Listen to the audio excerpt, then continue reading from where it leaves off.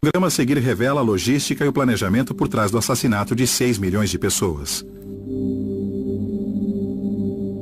Para ilustrar o horror do crime, fotos e artefatos raramente vistos serão apresentados. Algumas dessas imagens são fortes. Recomenda-se precaução. O Holocausto é tão colossal que não pode ser compreendido em sua totalidade. Precisa ser entendido em sua especificidade. Imagem por imagem, fato por fato, momento a momento, história por história. Estava com medo. Eu sabia que depois que passasse do portão, a única coisa que encontraria seriam as câmaras de gás. E o interessante é ver o aspecto específico dentro de seu contexto maior. Se colocavam 1000 pessoas em vagões de carga. Então precisavam de 25 vagões. Quando se analisa cada fotografia... No fotograma podemos ver a moldura na janela e os corpos sendo queimados. Quando se analisa cada documento... Não havia um setor da sociedade alemã que pudesse dizer não estávamos envolvidos. Atingiu toda a sociedade. Encontra-se uma história muito maior. Os nazistas apresentaram um tipo de revolução no mundo. Eles apresentaram um novo conceito, uma nova possibilidade. Eles apresentaram a possibilidade de eliminar um povo da face da Terra. Como podemos tornar o Holocausto relevante para o século XXI? O meu maior sonho é que o Holocausto fosse irrelevante.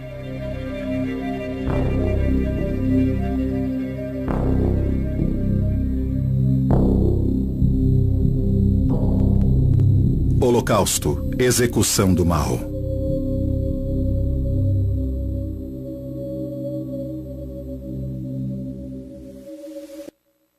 Acho que é muito difícil para as pessoas ter que lidar com o lado emocional do Holocausto, pois como um grupo de pessoas podia ser tão odiado e considerado tão perigoso por ser quem era, a ponto de chegarem à conclusão de que deviam eliminá-lo da face da Terra.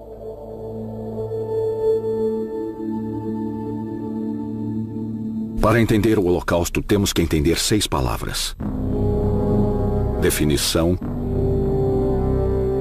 expropriação, concentração, Einsatzgruppen, deportação, campos de extermínio.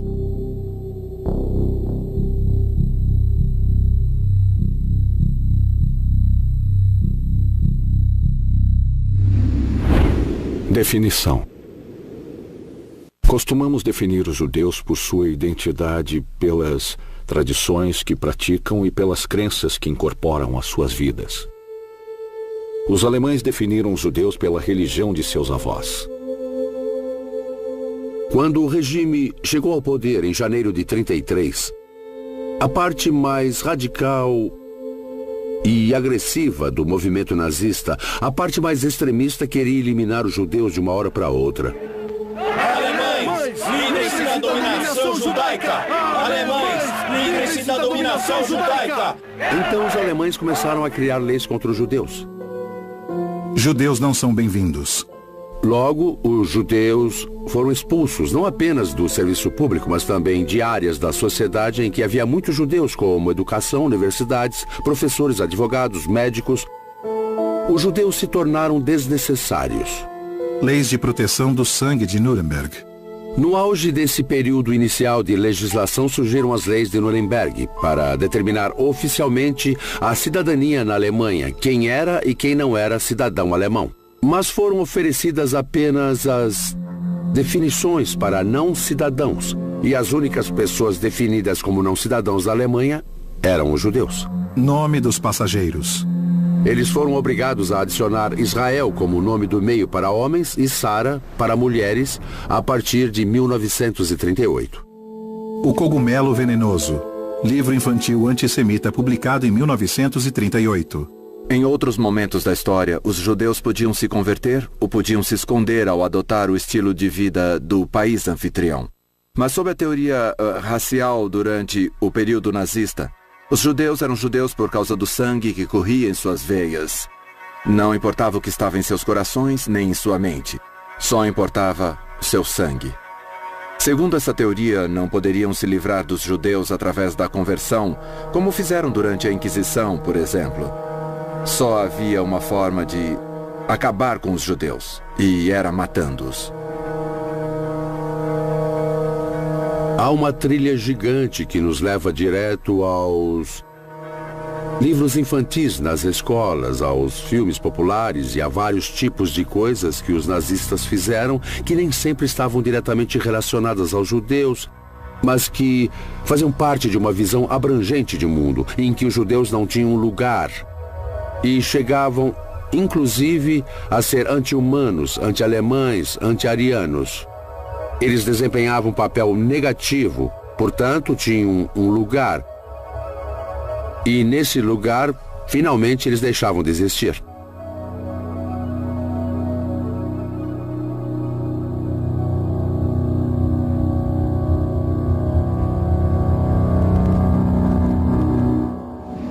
Expropriação. O confisco da riqueza judaica, a remoção da propriedade, o registro de todos os bens, a incapacidade dos judeus de possuir casa própria ou qualquer propriedade. Alemães não compram de judeus. Depois que os judeus foram expulsos, outras pessoas se mudaram para as casas deles e assumiram seus negócios. Então, de alguma forma, a população local sabia que os judeus não voltariam. Ninguém perguntou por quê. Mas com certeza eles sabiam que não voltariam.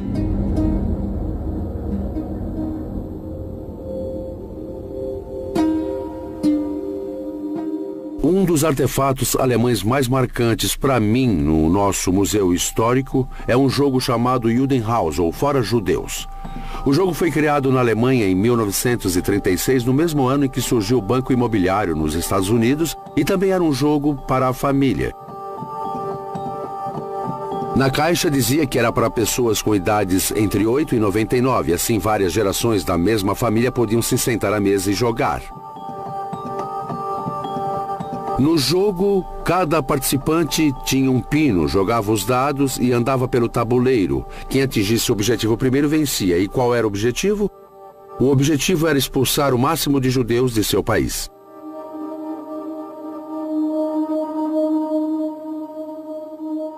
De 33 a 39, 80% das propriedades de judeus foram apreendidas. 50% das empresas de judeus foram fechadas. E 50% dos judeus foram desalojados. Eu encontrei um documento que era uma carta de uma mulher não judia escrita para a sogra sobre a Noite de Cristais, um massacre de novembro. Noite dos Cristais, ataque contra judeus, alemães e austríacos. No início temos a impressão de que ela sentia pena dos judeus porque contava o que acontecera, como os nazistas haviam entrado nas casas dos judeus e saqueado tudo. Mas daí o tom mudava e ela dizia que ao ver tudo que fora jogado na rua, que fora retirado de dentro das casas dos judeus, então ela percebera que os judeus eram ricos e possuíam coisas que os não-judeus não tinham ou não tinham o suficiente.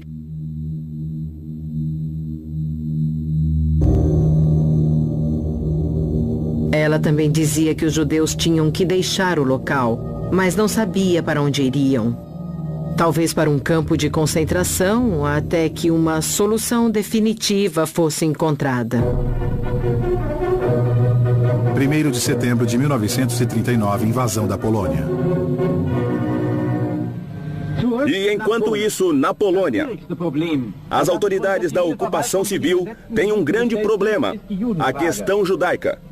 Durante anos, a subhumanidade judaica oriental tem entregado a Europa Ocidental ao crime internacional. Quando a guerra começou em setembro de 1939, não restavam muitos judeus na Alemanha. E o desejo de livrar a Europa dos judeus só veio a se concretizar com a conquista dos territórios onde os judeus viviam, começando pela Polônia em setembro de 1939. Não foram apenas vidas que foram perdidas, foram comunidades inteiras. Era um modo de vida em alguns casos. 33.771 pessoas foram baleadas pela Einsatzgruppen C. O Holocausto foi inimaginável e envolveu o uso de todo o conhecimento e entendimento existente no século XX com o objetivo de definir, expropriar, concentrar e, por fim, assassinar, aniquilar e destruir, além de tomar posse dos bens e propriedades de todo um povo. E até um homem tão importante e cheio de contatos como Allen Dulles, que na época era diretor da OSS e posteriormente tornou-se chefe da CIA, quando Allen Dulles foi informado, ele respondeu de forma bem interessante. Então é verdade. Ele tinha todos os detalhes. Todas as informações que passavam pela agência de inteligência do governo americano, mas não podia imaginar que aquilo estava mesmo acontecendo.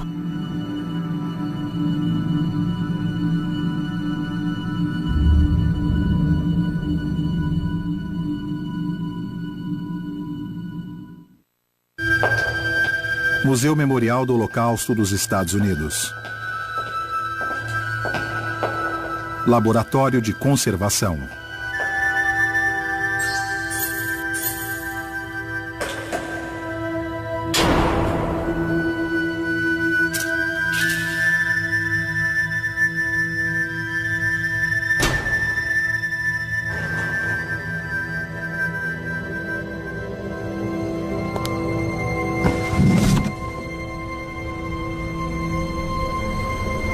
Balas escavadas das valas comuns locais do massacre da Ucrânia. Temos fotografias da libertação, uniformes, todo tipo de objeto em nossa coleção. Mas acho que as balas são os únicos itens que temos que realmente tiveram um papel de atuação. São objetos que realmente mataram alguém. Mataram 15.000 pessoas. Podemos ler sobre o Holocausto, podemos estudá-lo, analisar os documentos. Mas quando olhamos para este objeto, uma bala que assassinou uma pessoa, todo o resto parece desaparecer, porque esse foi o agente. Essa foi a causa absoluta da morte de um indivíduo. E nesse sentido, é uma experiência insubstituível. Olhar para a bala e contemplar o que ela fez. Einsatzgruppen. Unidades móveis de extermínio.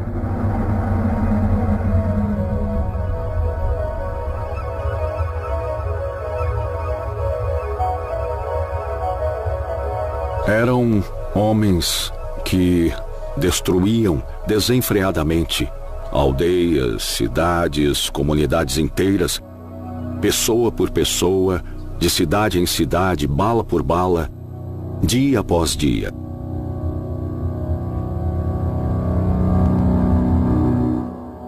Sem acobertamento, era algo flagrante e brutal, sem nenhum esforço para disfarçar o que faziam ou quais eram suas intenções. 22 de junho de 1941. Operação Barbarossa. Os alemães invadem a União Soviética. Em junho de 1941, os alemães invadiram a União Soviética. E no final daquele verão, já havia ocorrido um assassinato em massa. Em grande escala, com um fuzilamento individual, em que morreu uma enorme quantidade de pessoas.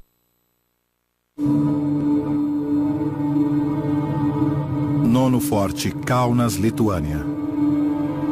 2.007 homens, 2.920 mulheres e 4.273 crianças fuziladas. 29 de outubro de 1941. Einsatzgruppen A.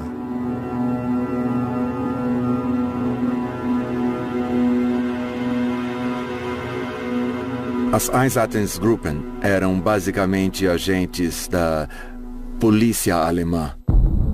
E no início do verão de 1941, começaram a matar os homens nas aldeias e cidades. As operações continuaram ao longo do verão de 1941 e perto do fim do verão, a natureza das vítimas mudou. Não matavam apenas os homens, também matavam suas esposas, mães, irmãs e filhos. E no final daquele verão, já havia ocorrido um assassinato em massa, em grande escala, com fuzilamento individual, em que morreu uma enorme quantidade de pessoas. Livre de judeus. Os alemães começaram a utilizar métodos de matança que eram bastante apropriados para o transporte geográfico e para o contexto das relações públicas das áreas em que operavam. Quando era mais eficiente, atirar nos judeus no lugar em que se encontravam, os alemães os fuzilavam no próprio local.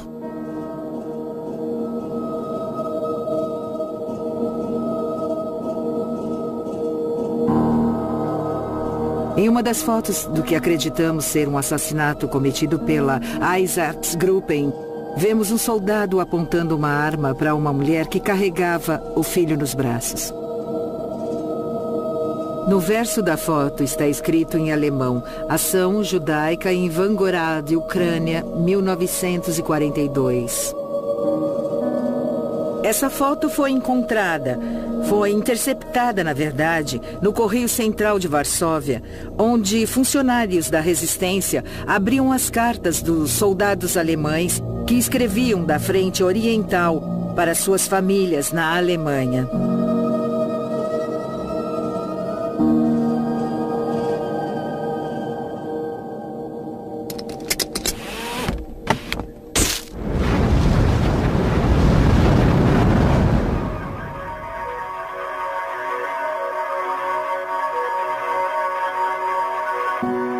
Em 16 de outubro de 1941, os moradores da aldeia ucraniana de Lubny foram reunidos por um grupo de operação especial ligado ao exército invasor alemão.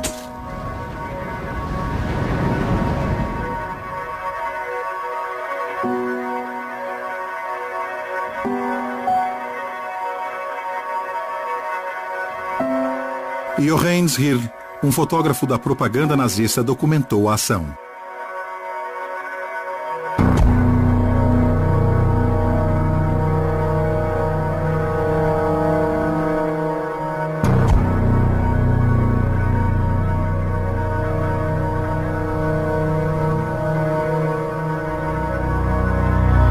Após estas fotografias serem tiradas, os homens, mulheres e crianças retratados seriam mortos fuzilados a queima-roupa.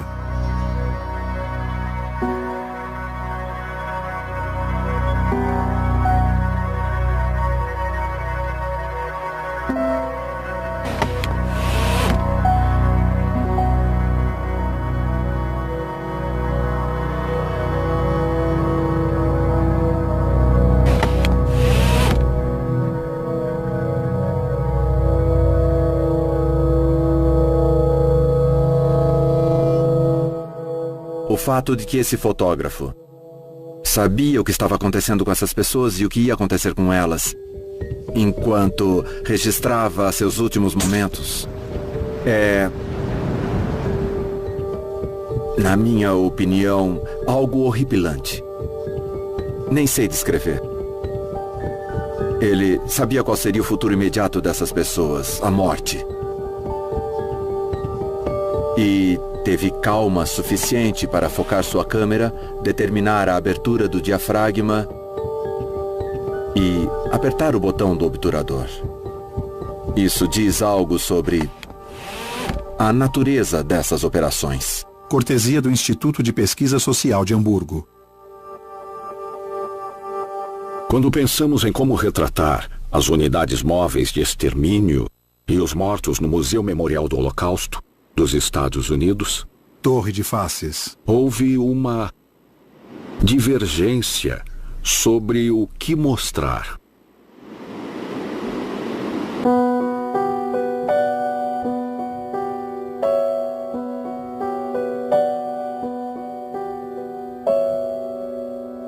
Se tivéssemos mostrado pilhas de cadáveres e valas comuns, as pessoas entenderiam que alguma coisa terrível tinha acontecido, mas não compreenderiam a natureza do crime.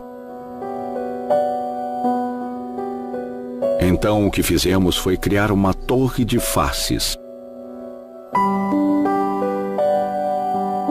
Não queríamos mostrar os mortos. Queríamos mostrar os vivos e deixar que imaginassem o que era e que já não existia mais.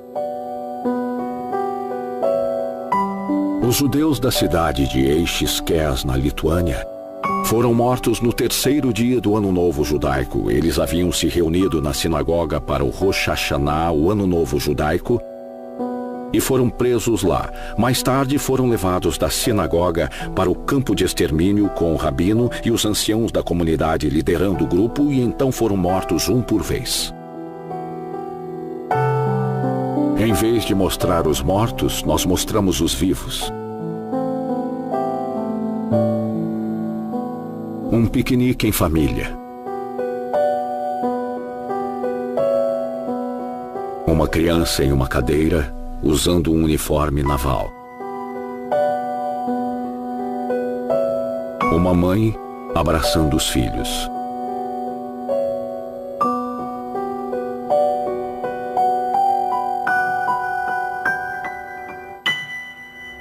Toda essa vida erradicada em um dia.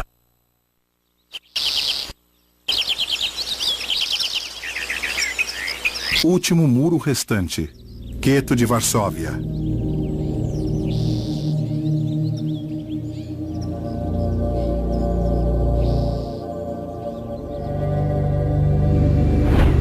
Concentração.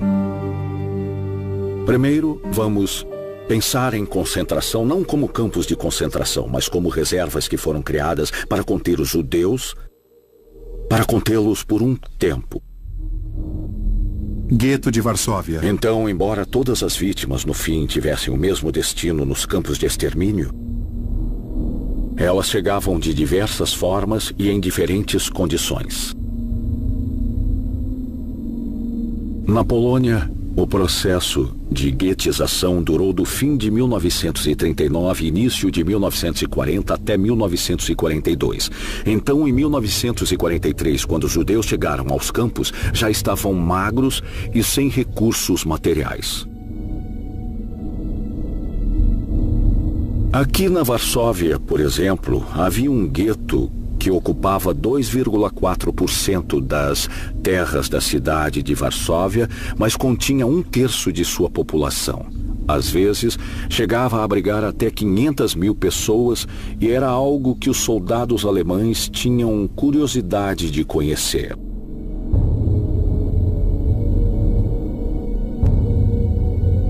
As equipes de filmagem nazistas frequentavam o gueto de Varsóvia e tiravam fotos para fazer suas próprias propagandas. Eram equipes que vinham e filmavam tanto a pobreza como a riqueza do gueto.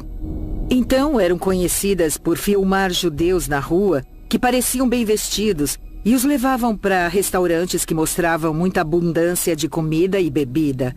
E faziam os judeus se sentarem e parecerem felizes e contentes por comer e beber.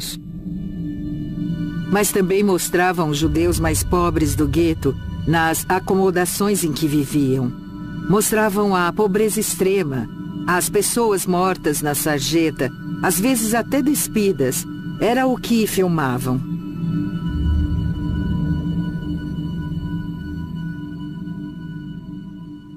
Alguns acreditam que o Holocausto surgiu já pronto. Eu não penso assim. Unidades prisionais e guetos forçados de 25 a 30 mil. Vejo muita improvisação, muita experimentação. Polônia ocupada, 6 campos, mais de 150 subcampos. Vejo muitos inícios e interrupções, com falhas e inovações. Alemanha, Áustria. Por exemplo, os campos de concentração foram desenvolvidos muito cedo e serviram para múltiplas funções. Uma delas era para servir como colônias penais, lugares para abrigar muita gente. Outra função dos campos de concentração era essencialmente proporcionar o trabalho escravo, o trabalho forçado para A indústria alemã.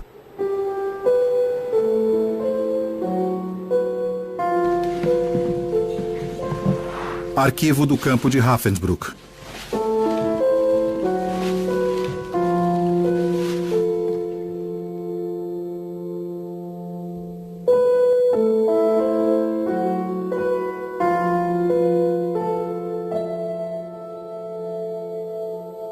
Os prisioneiros eram marcados de acordo com o motivo de encarceramento escolhido pelos nazistas.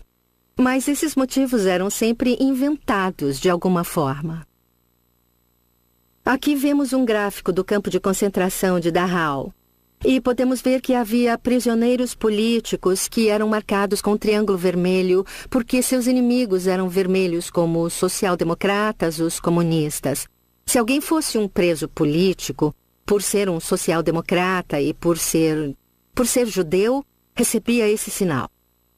E o mais sarcástico é que esses sinais para os judeus foram combinados com as marcas de triângulo amarelo ou com um triângulo de outra cor, e juntos eles formavam uma estrela de Davi.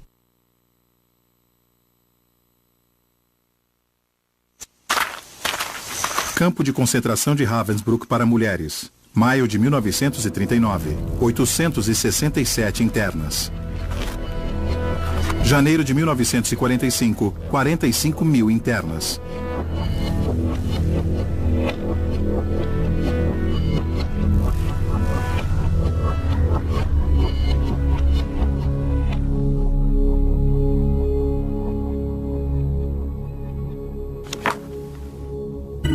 Álbum do campo de Ravensbrück, 1941.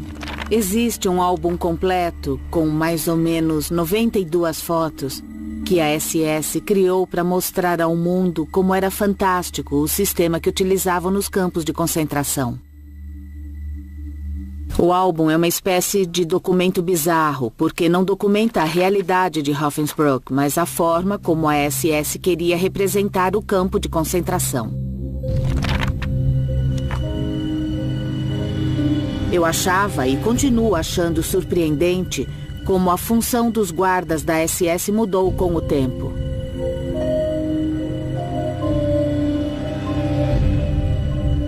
No primeiro dia, eles costumavam cumprimentar e saudar a todos, comportando-se de forma civilizada ao se mover.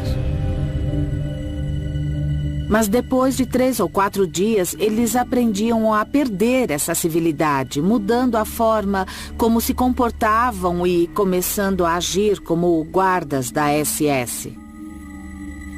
Ao colocá-los em determinado ambiente, aos poucos, podemos mudar os seres humanos, podemos transformar suas formas civilizadas de se comportar em um sistema terrível de tortura e até de atrocidade.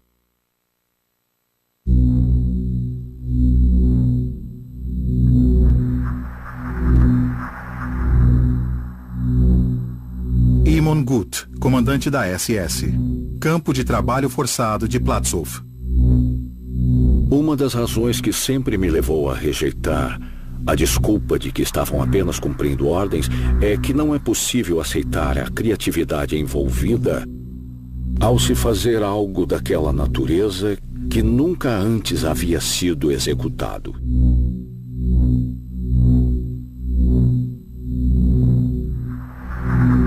Gut descansando na varanda da vila com vista para o campo. Os nazistas criaram um vocabulário próprio para muitas coisas. Em vez de dizer assassinato, diziam tratamento especial, realocação ou cuidados especiais. Quando ouço tratamento especial, penso em remessas postais, mas eles pensavam em matar 1000 judeus. Reassentamento, realocação, além do rio, além das montanhas. Termos como esses eram usados, mas por trás deles ocorria o genocídio do povo judeu. A história de Imon Gut em Platzow foi dramatizada no filme A Lista de Schindler de 1993.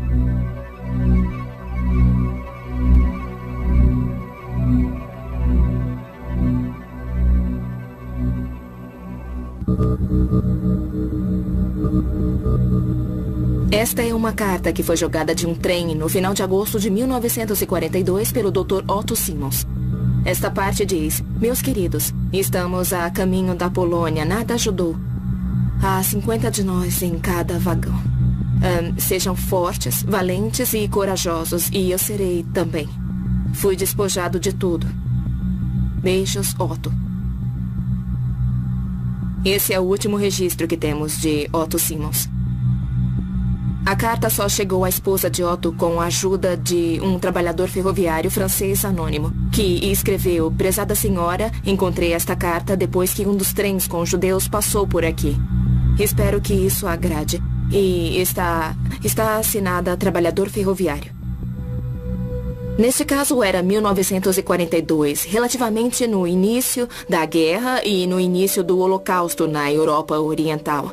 Mas este trabalhador ferroviário já sabia que passavam trens com judeus. Em 20 de janeiro de 1942, 80% dos judeus que morreriam no Holocausto ainda estavam vivos. 16 meses depois, 4 em cada 5 judeus que morreriam no Holocausto já estavam mortos. O que aconteceu na conferência de Wannsee foi, essencialmente, a enunciação da política da solução final para o problema judeu. Ou seja, o assassinato de todos os judeus.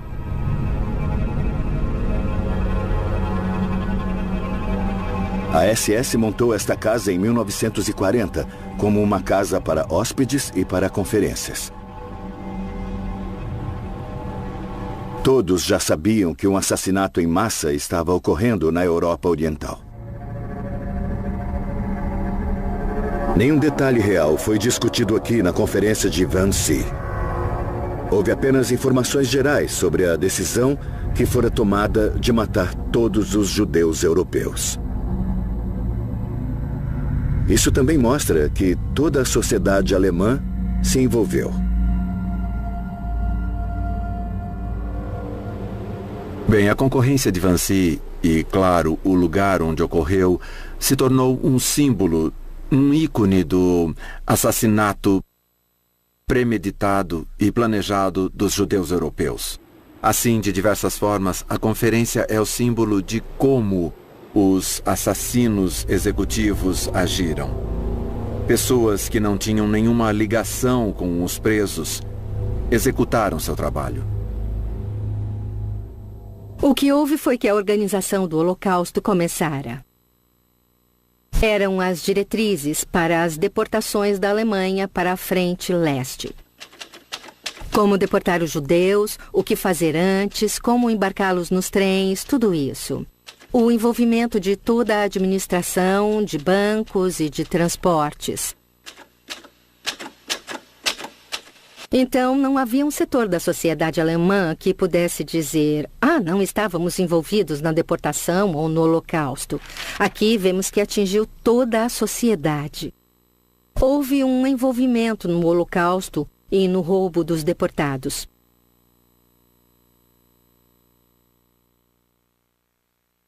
Deportação.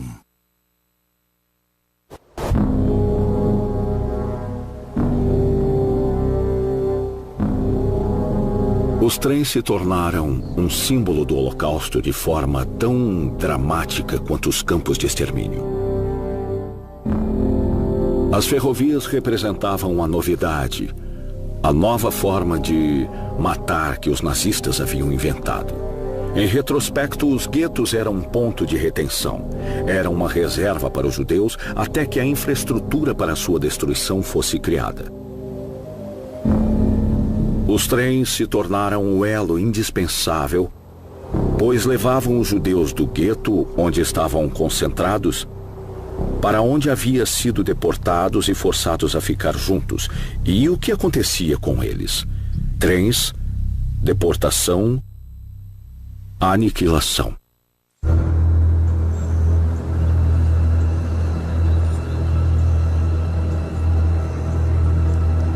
Não é por acaso que Auschwitz tinha aquela localização, ficava na principal via ferroviária entre a Cracóvia e Viena e, sem essa infraestrutura, nunca teriam escolhido Auschwitz como local para uma grande instalação. O mesmo vale para Treblinka, Sobibor e Belzec.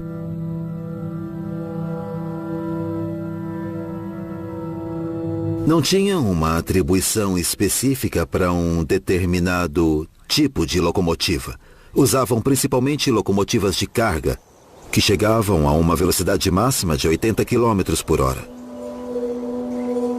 Mas quando um trem chegava com 50 ou 60 vagões, utilizavam um método de dividir o trem em grupos, de 10 a 15 vagões, para controlar o número de pessoas que desembarcaria quando fossem para o campo de concentração. Em um dia, eram transportadas de 8 a 10 mil pessoas. Então, a velocidade média era de 20 ou 25 km por hora.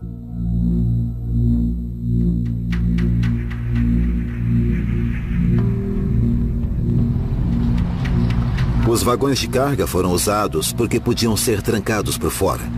Cabiam 40 pessoas por vagão. Então, para transportar 1000 pessoas, eram necessários de 20 a 25 vagões.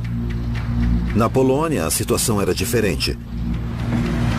A polícia pediu às ferrovias que fornecessem um trem para 5.000 pessoas.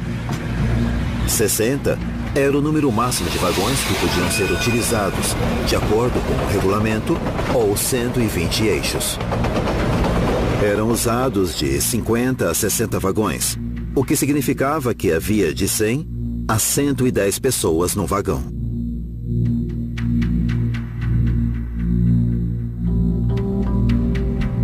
Os trens de deportação da Europa Ocidental e da Alemanha costumavam ser acompanhados por um destacamento de 12 a 15 policiais e um oficial.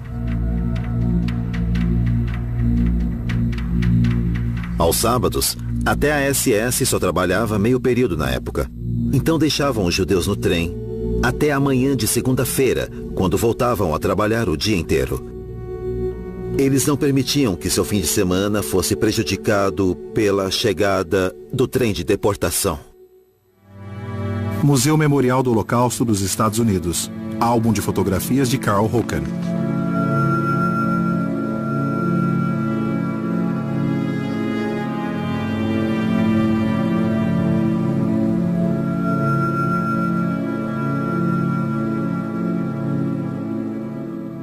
Um dos verdadeiros horrores do Holocausto é a energia mental e a logística e também a destreza na implantação e na utilização de recursos escassos para obter o melhor resultado possível.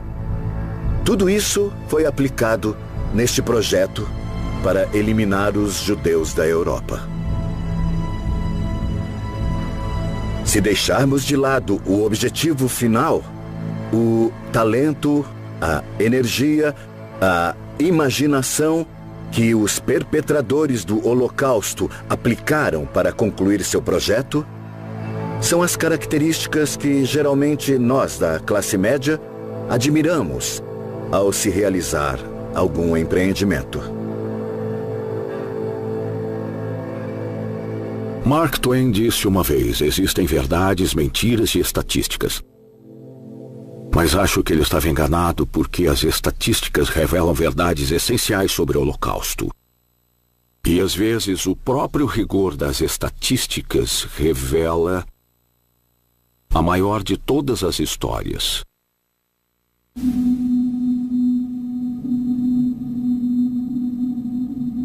Quer conhecer os judeus húngaros?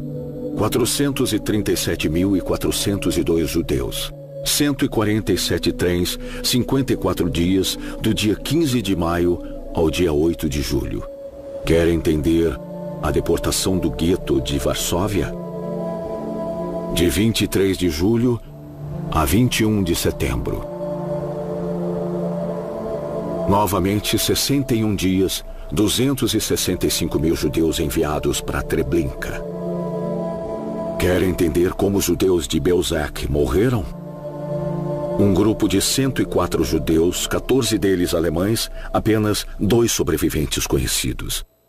As estatísticas contam uma verdade brutal, dolorosa, específica e inevitável.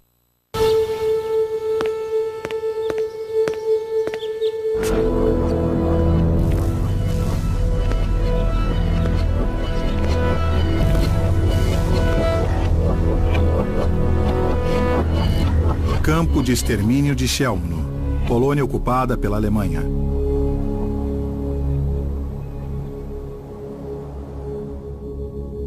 Campos de extermínio. Campos de extermínio.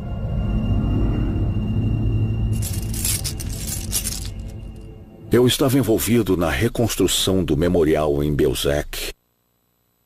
E nas valas comuns que descobrimos sob o campo encontramos chaves. Uma série de chaves. Não costumamos pensar na chave como algo poderoso, mas vou contar o que essa chave pode representar. A vítima saiu de casa numa manhã e esperava voltar um dia. A casa ainda estaria lá e a pessoa ainda estaria viva. Museu Chełmno. E tudo voltaria a ser seguro. Poço de escavação. Museu Memorial de Chełmno. Quando alguém morre com as chaves e é enterrado com elas, entendemos que essa pessoa nunca imaginou que o destino lhe reservava. Artefatos de escavação.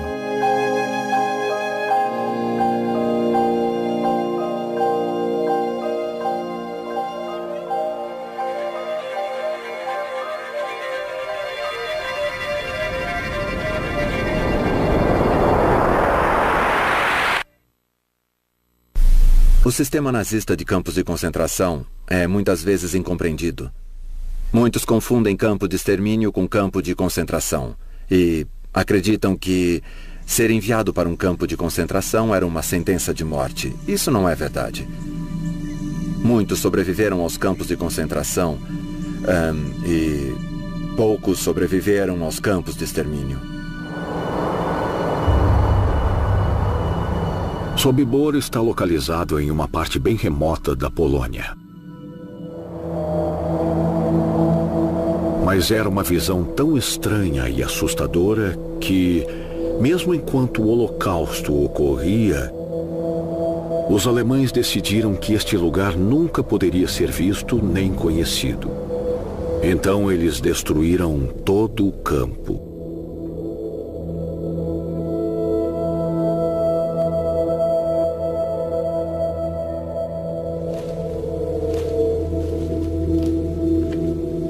Sobibor, Polônia. Perímetro do campo. 1, 2, 3, 4, 5, 6. Talvez 7 aqui. Isso, 7, certo.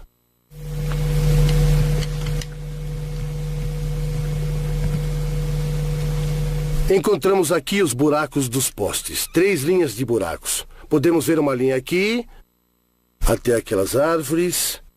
De um lado não encontramos nada. Agora, do outro, encontramos vários objetos. Encontramos pedaços de dentes e de ossos humanos nessa área aqui. E isso é muito importante para nós porque saberemos o que foi que aconteceu aqui. E esse é o nosso objetivo.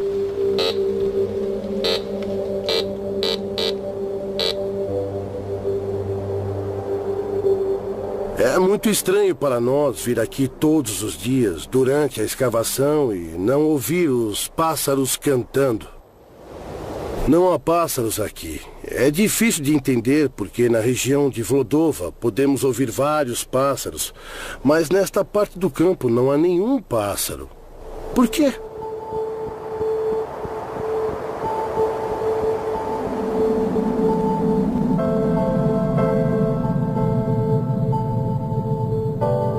Memorial Sobibor. Sobibor, Polônia. Sobibor foi construído apenas por um curto período para o extermínio de milhares de judeus. Só isso. Foi o palco da morte. É muito complicado porque temos uma grande compreensão dos outros campos, mas em Sobibor temos uma situação bem diferente. Nenhuma. Mas, aos poucos, estamos chegando à verdadeira história deste campo. As escavações arqueológicas foram muito importantes. Chuveiro. Câmara de gás de Sobibor. Foi um momento incrível para nós quando vimos o chuveiro na areia.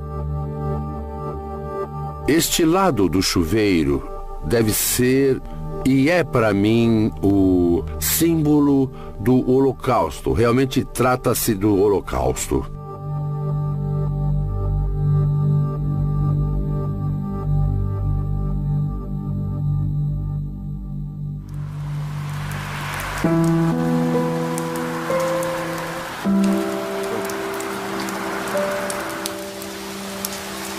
Muitos dizem que o Holocausto nunca aconteceu e que nem tantas pessoas foram mortas. Mas aconteceu. Campo de extermínio de Sobibor. Construído em abril de 1942. Destruído pelos alemães julho de 1944. Reconstrução com base nos depoimentos de sobreviventes. Agora vou descrever o processo. Depois que o trem chegava e todos desciam, deixavam a bagagem de lado. Barracas de triagem. Prometiam que a bagagem não seria perdida. Barracas de triagem. Área de despimento. Um alemão, fingindo ser um médico, e usando um avental branco, ou às vezes um uniforme branco, fazia um breve discurso. Ele gentilmente pedia desculpas. Mas por razões sanitárias dizia que precisavam tomar uma ducha. Barracas de corte de cabelo. Então pediu que tirassem a roupa e a deixasse de lado para pegá-la depois. E tinham que andar por um corredor até o chuveiro. As pessoas não sabiam o que era. Às vezes se animavam, pois os alemães eram tão gentis.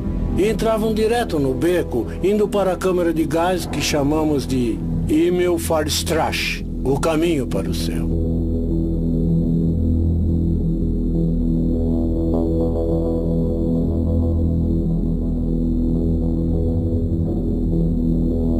Câmara de gás. Talvez 1 ou 2 minutos depois que começaram a soltar o gás, depois que acionaram o motor, eu ouvi um grito bem alto. Mas depois diminuiu.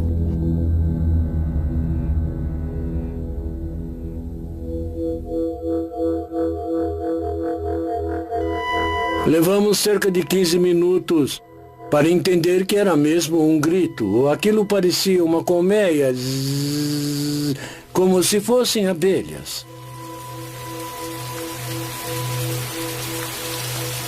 Então ficava tudo em silêncio.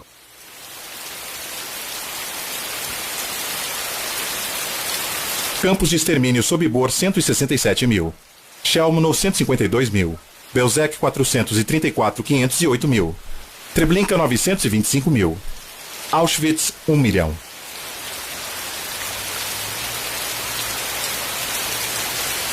Total de mortos 2.857.000 a 3.139.000 pessoas.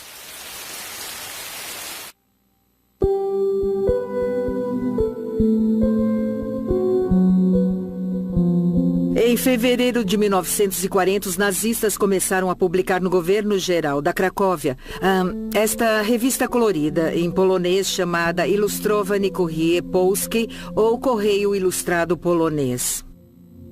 Na segunda edição, vemos essa capa colorida com um grupo de mulheres sorrindo e olhando para um trem, com a seguinte manchete: vamos para a Alemanha. E aqui podemos ver trabalhadores supostamente felizes cultivando a terra na Alemanha. Uma fila de pessoas indo para o trabalho.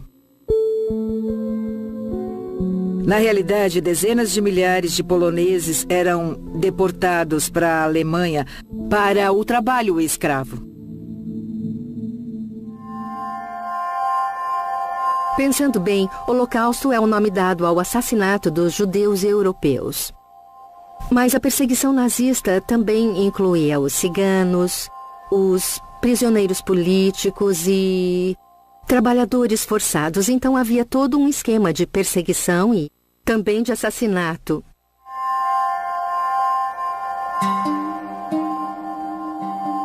A noção de trabalho forçado e o Holocausto, eles se relacionam, eles interagem de alguma forma, mas também são diferentes, são distintos de outra forma.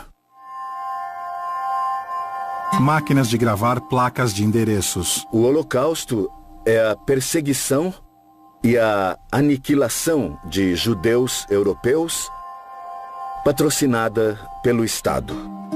A definição não inclui vítimas não judias. Dito isso, em 1945 havia nada menos que 8 milhões de trabalhadores estrangeiros, a maioria trabalhadores forçados. Isso atuando dentro das fronteiras alemãs. Estamos aqui no Berlin Underworld Association, um dos abrigos do período da Segunda Guerra Mundial. O que estamos vendo é um antigo armário de Adrema, que eram as máquinas de gravar placas de endereços. É de uma fábrica que ficava em Tempelhof, em Berlim. Muitos anos após a guerra, encontramos este armário com várias gavetas cheias de cartões feitos de alumínio. Por isso ainda podiam ser lidos no ano 2000. Havia 12 mil cartões, 12 mil nomes. 12 mil cartões no total e 4.700 trabalhadores escravos.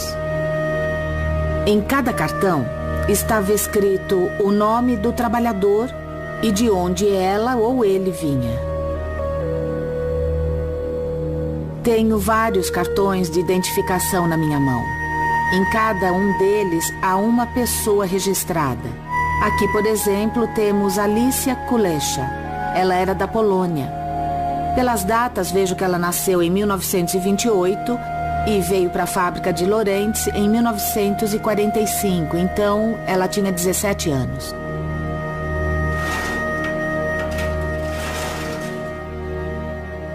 Os alemães exploravam as populações que ficavam sob seu controle. E, dependendo de quem fosse, recebiam um destino diferente. Mas um dos principais meios de exploração era o trabalho. Dora Mittelbau era o campo de concentração que estava associado à fábrica subterrânea de foguetes V1 e V2. Aqueles que estavam envolvidos na criação do próprio campo trabalhavam sob condições muito duras. Havia pouca circulação de ar, muita poeira e muitos morreram por causa do trabalho. Isto foi construído por trabalhadores escravos. Eles vinham do campo de concentração de Buchenwald.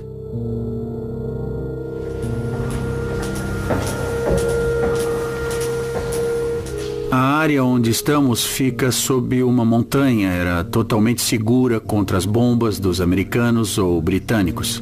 As entradas dos túneis principais deste sistema subterrâneo foram explodidas pelos soviéticos em 1948. Hoje podemos ver apenas 3 ou 4% de toda a fábrica subterrânea. De 35% a 40% dos trabalhadores escravos daqui morreram dentro dos túneis sem nunca ter visto a luz do sol. Algumas pessoas viviam aqui por apenas 3 ou 4 dias. Entravam na montanha e morriam aqui. Construíam e escavavam as pedras com as próprias mãos. Eles dormiam nas pedras, não tinham roupas decentes, não podiam se lavar de forma alguma. Não havia enfermaria, não havia nada. Eles trabalhavam e morriam aqui. Eu não consigo imaginar como era possível viver aqui por semanas ou até meses.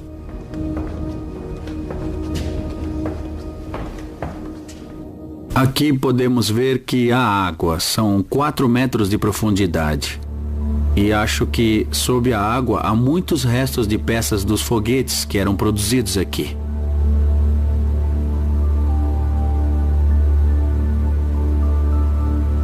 Quando eu vi essas salas, esses túneis subterrâneos, eu percebi que não era só uma fábrica ou uma base técnica do Terceiro Reich. Era também um lugar para as várias vítimas do Terceiro Reich morrerem aqui no subterrâneo.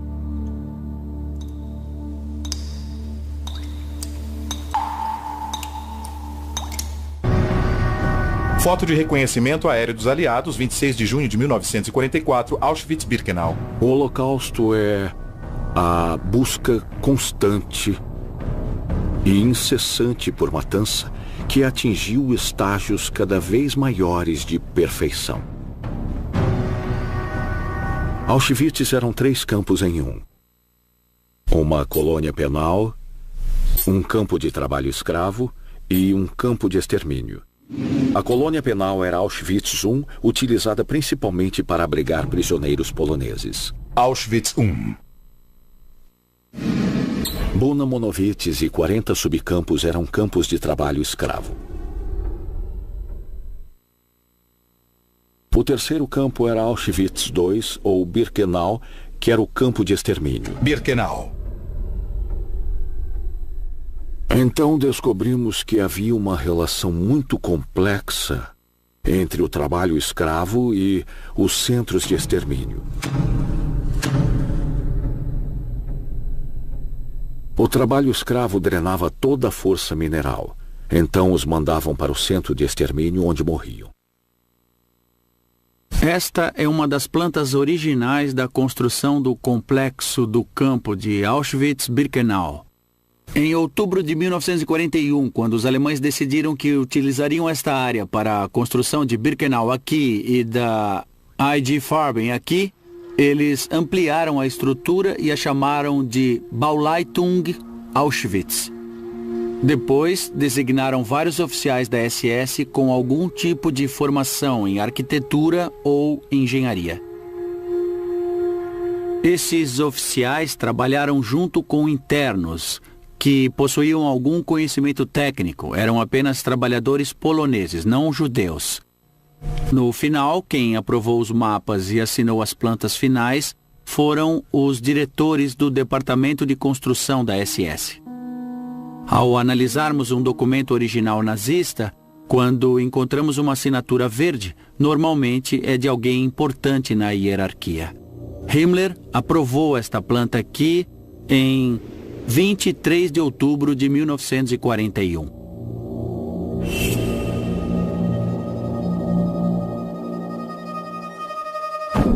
Verão de 1944. Rudolf Hess, o comandante de Auschwitz, se gabava de que o campo era o ápice do processo de extermínio. Ele podia fazer isso porque lá matavam rápido e de forma limpa. Auschwitz, ironicamente, também foi um lugar onde a própria infraestrutura permitiu que o campo desempenhasse seu papel. Havia 44 vias passando por Auschwitz.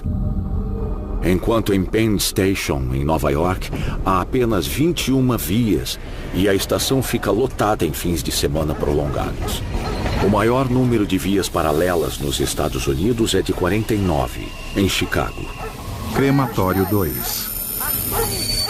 Auschwitz tinha 44, então podiam transportar judeus de todos os cantos da Europa e enviá-los para Auschwitz. Em Auschwitz ainda podemos ver como as linhas de trem e as câmaras de gás eram interligadas e ficavam a 50 metros umas das outras. No início, não tinham uma rampa em Auschwitz.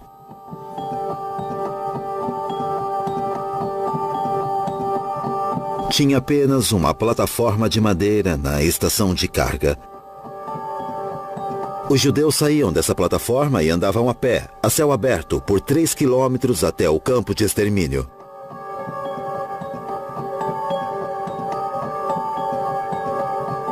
Mas a SS e o comandante de Auschwitz achavam que não era um método muito profissional, então construíram esta plataforma, que agora está repleta de memória e história. A rampa que conhecemos, com o portão sobre a via, só entrou em operação no início de 1944. Toda a operação em Auschwitz se tornou o símbolo do Holocausto para muitos. Um dos motivos é que, devido à natureza do campo, havia muitos sobreviventes e suas histórias foram contadas especialmente no Ocidente. Número total de barracas 277. Número de beliches de madeira 36. Internos por barraca 500. Internos por beliche de 5 a 6. Na ex-União Soviética, quando se fala sobre o Holocausto, Auschwitz não é mencionado. Seu holocausto foi o fuzilamento de judeus próximos de suas casas. 4 câmaras de gás, capacidade diária de processamento 8.000 planejada, 6.000 por dia. Trata-se mais da memória e de como foi construída. Morreram muito menos pessoas em Auschwitz do que as que foram fuziladas pela Einsatzgruppen e seus colaboradores.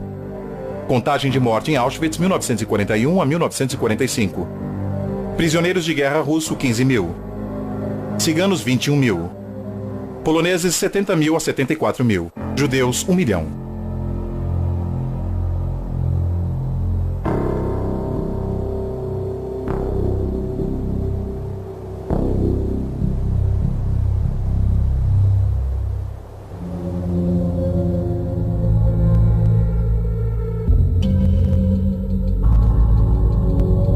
Apresentação ao campo de trabalho.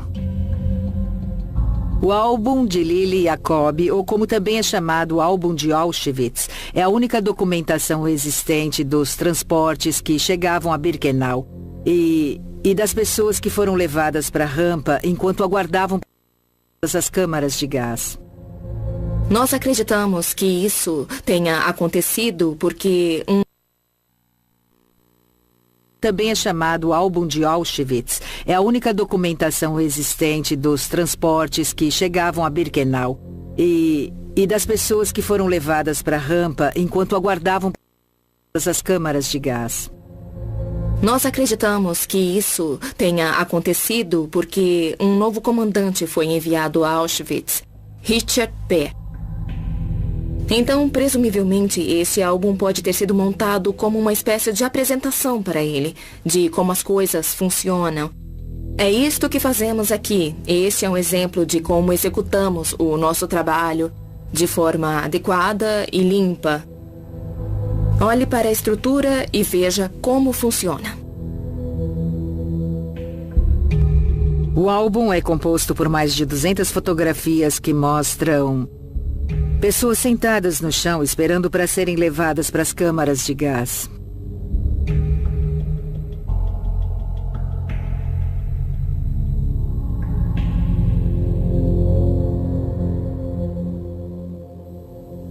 Vemos homens e mulheres sendo selecionados na rampa.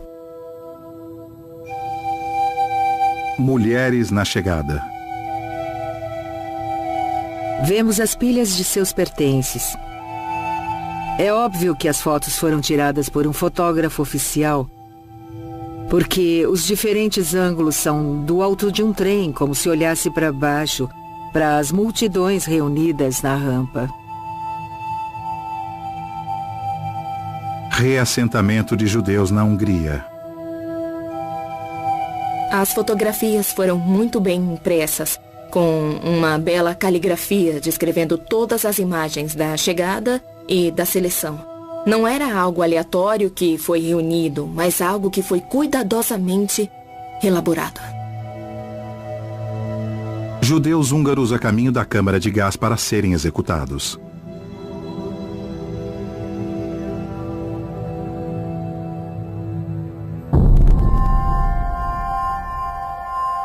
Em outubro de 1943, Himmler disse que fazer o que tinham feito, conquistar o que haviam conquistado, quando tão poucos haviam feito o mesmo de forma tão humana, fazia daquele momento um capítulo da história alemã que nunca seria escrito nem contado. Então pode-se perguntar se nunca seria escrito nem contado, como eu sei? Porque no fundo da sala, apesar do próprio Himmler dizer que nunca seria escrito nem contado, havia um velho gravador que ocupava muito espaço e que gravava tudo o que Himmler dizia. Por quê? Porque ele tinha orgulho do que fazia e queria registrar para a história.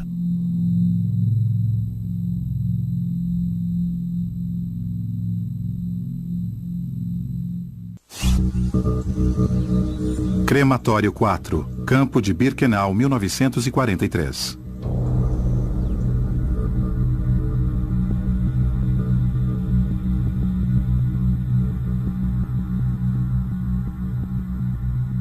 As primeiras grandes câmaras de gás em Auschwitz não puderam ser ativadas, porque o material para queimar os cadáveres naquela época não podia ser transportado por trens civis no início de 1943. Assim, o equipamento para a combustão ficou parado por 8 semanas em Erfurt, na Alemanha, até ser enviado por navio para Auschwitz. Isso porque as ferrovias estavam com falta de espaço e um crematório não seria eficaz durante a guerra.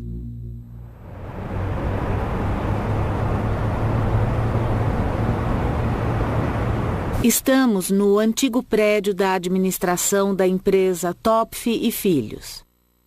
Este foi o escritório do planejamento e agora é o lugar da memória. Ao todo, a Topf e Filhos entregou 25 fornos com 76 câmaras de incineração.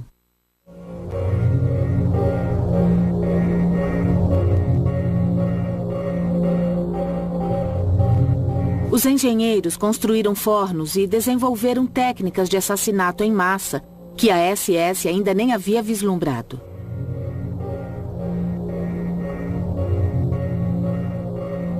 Em Auschwitz-Birkenau foram construídos 4 crematórios. As câmaras de gás ficavam no porão nos crematórios 2 e 3.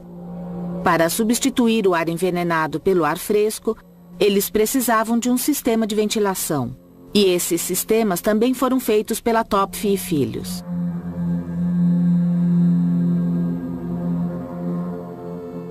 Fritz Zander, o gerente do departamento, projetou um forno de 4 andares. O cadáver era introduzido no primeiro andar e depois era descido. Após um período de pré-aquecimento de 2 dias, o cadáver entrava em combustão por causa dos cadáveres em chamas que havia embaixo.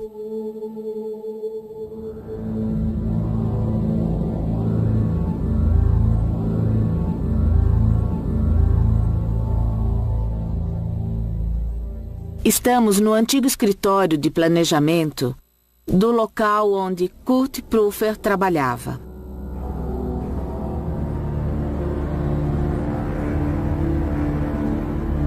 Kurt Prüfer estava desenhando uma máquina como esta e num dia claro, quando olhou para fora, ele viu a fumaça das chaminés do crematório de Buchenwald.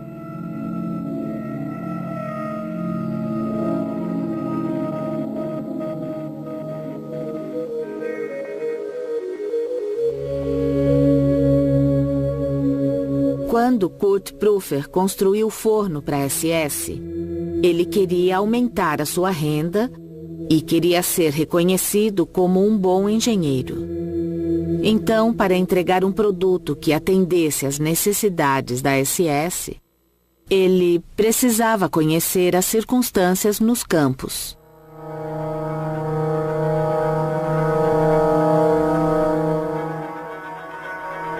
O gás Zyklon B precisava de uma temperatura de 26 graus para se tornar fatal. E Kurt Prüfer sabia disso. Portanto, ele sugeriu à SS que pré-aquecesse as câmaras de gás com o calor desperdiçado dos fornos em Auschwitz-Birkenau. Ele trabalhou no projeto em seu tempo livre em casa. Fornos entregues à SS. 26 fornos com 76 câmaras. Máximo de cadáveres por câmara, 8. Máximo por câmara por dia, 800. Em maio e junho de 1944, o número de pessoas envenenadas a gás e depois queimadas em Birkenau atingiu o limite. Eram mais de 132 mil por mês. Para dar conta da quantidade de cadáveres, fogueiras foram acesas. No outono daquele mesmo ano, Sonderkommando fotografou as fogueiras, Unidade de encarceramento especial, e os corpos sendo queimados. Claro que fizeram isso clandestinamente. Fotografaram da janela de uma barraca próxima a uma fogueira acesa.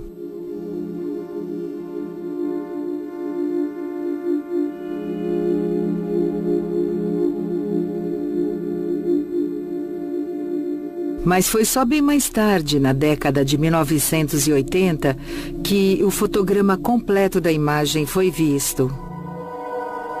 No fotograma podemos ver a moldura da janela e, através da janela, conseguimos ver os corpos sendo queimados.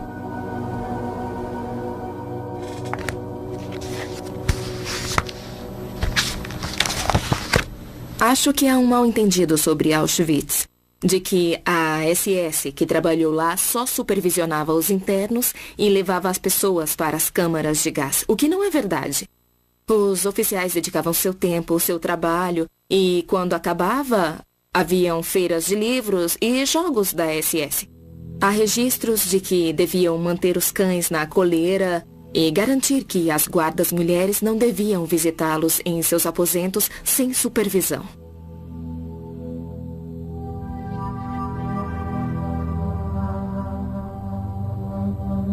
Um álbum criado por Karl Hooker foi descoberto poucos anos atrás. Com o comandante Major Bayer, Auschwitz, 21 de junho de 1944. Mas esse álbum não me surpreende muito. As pessoas ficam muito chocadas com as imagens do álbum de Hooker. São fotos de moças que trabalhavam em Auschwitz se divertindo com os oficiais da SS. Uma imagem mostra um grupo de homens importantes da SS cantando enquanto eram acompanhados por um acordeonista. Estavam juntos como em um coral.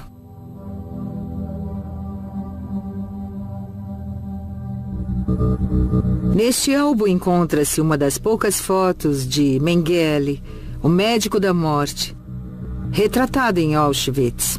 Dr. Joseph Mengele, capitão da SS, diretor médico. Temos todos esses registros. Sabemos que essas pessoas cometiam crimes em massa, em uma grande escala. Então seria muito mais confortável e reconfortante vê-los no ato, cometendo o crime. Mas o álbum não mostra isso. Por que a surpresa? Isso aconteceria se achássemos que os nazistas eram monstros com chifres. Eles tinham os fins de semana de folga e se divertiam.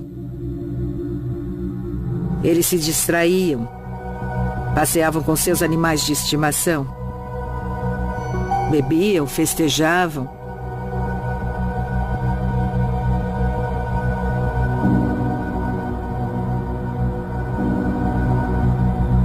Estudo o Holocausto há anos. No início estava mais interessado nas vítimas. Queria contar sua história e o que acontecera a elas. Com o tempo, vi que não poderia contar a história das vítimas sem contar a história dos assassinos. E fiquei fascinado, não pela falta de humanidade dos assassinos, mas pela humanidade deles. Se todos os assassinos fossem sádicos e demônios malignos, o mundo estaria mais protegido das implicações do Holocausto, porque não diria que homens comuns, dadas as circunstâncias extraordinárias, podiam se tornar assassinos sistemáticos.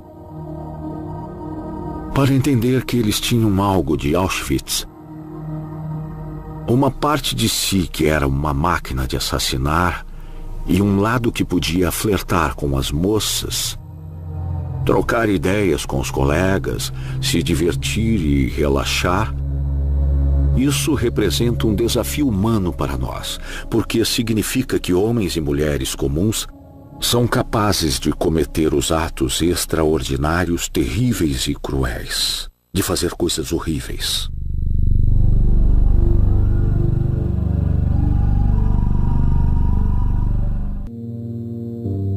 Campo de concentração Buchenwald após a libertação.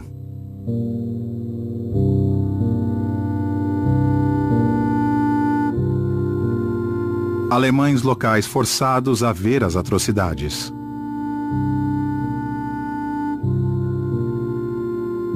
15 de abril de 1945.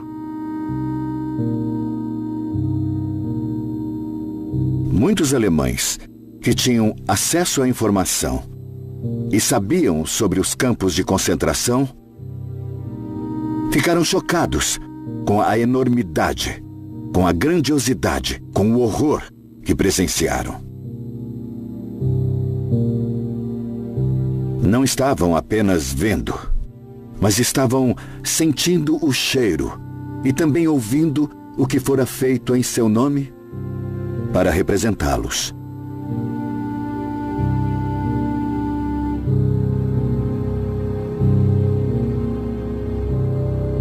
E para criar uma conexão, hoje, com os alemães, que são netos ou até mesmo bisnetos dessa geração, ainda há a questão de que aquilo foi feito em nome da Alemanha.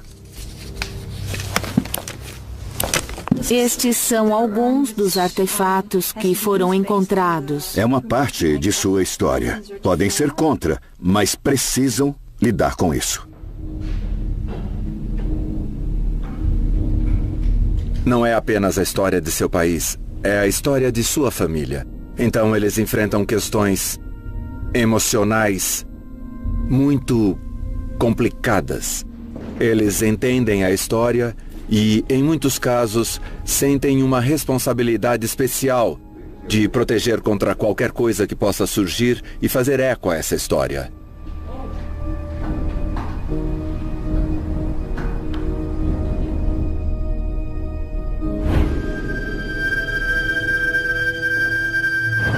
Arquivo.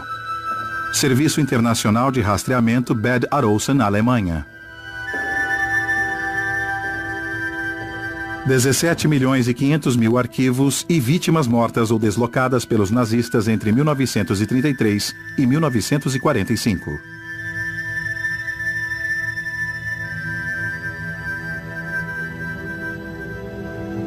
Esta é a maior coleção original sobre as vítimas do período nazista. Nos campos de concentração como Dachau, Buchenwald, Bergen-Belsen e outros, tudo foi escrito pelos nazistas. As vítimas perderam seus nomes e se tornaram números. Hoje, a maioria das pessoas que escreve para nós são da segunda ou terceira geração e dizem: eu quero saber o que aconteceu com o meu avô. Por isso precisamos da documentação.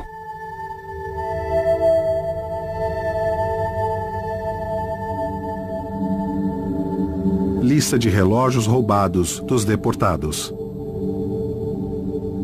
Temos aqui no Serviço Internacional de Rastreamento de Arquivos cerca de 2.000 envelopes com carteiras, fotos, relógios, anéis, pulseiras, entre outras coisas.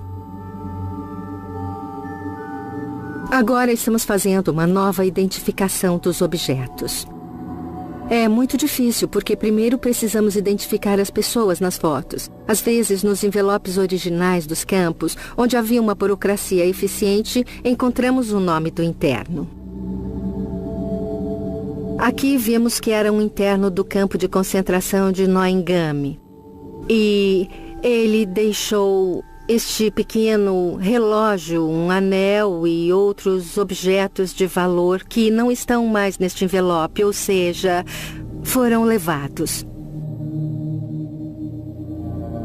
Campo de concentração de Sachsenhausen, Oranienburg, Alemanha.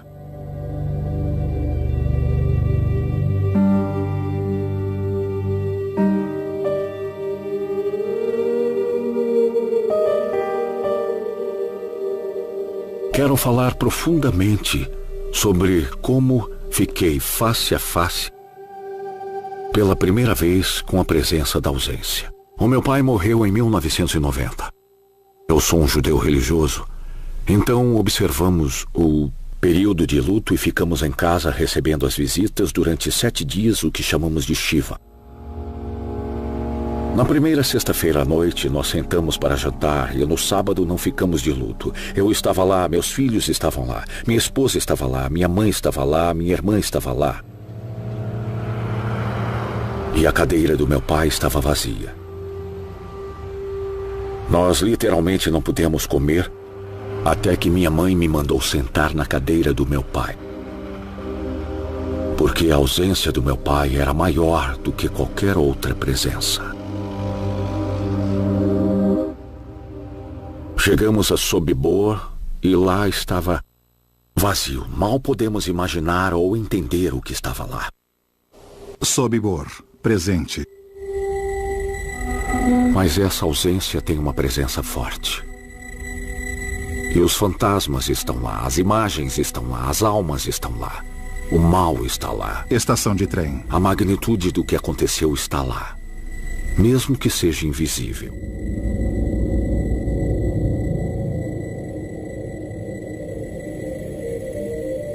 Se olharmos hoje para os locais de destruição, há um paradoxo.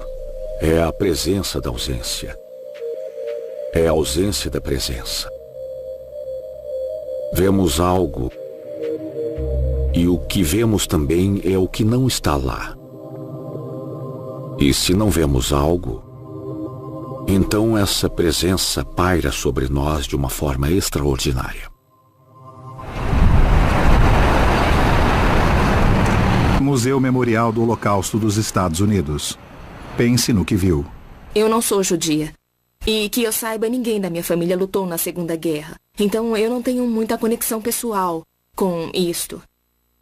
Mas lido com esses artefatos todos os dias e não posso evitar a formação de um elo pessoal.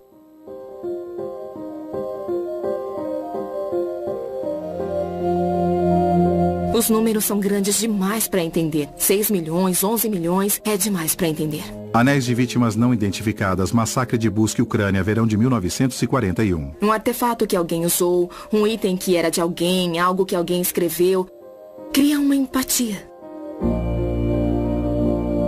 Esse ato me conecta a alguém que há muito tempo fez exatamente a mesma coisa e cuja vida foi interrompida.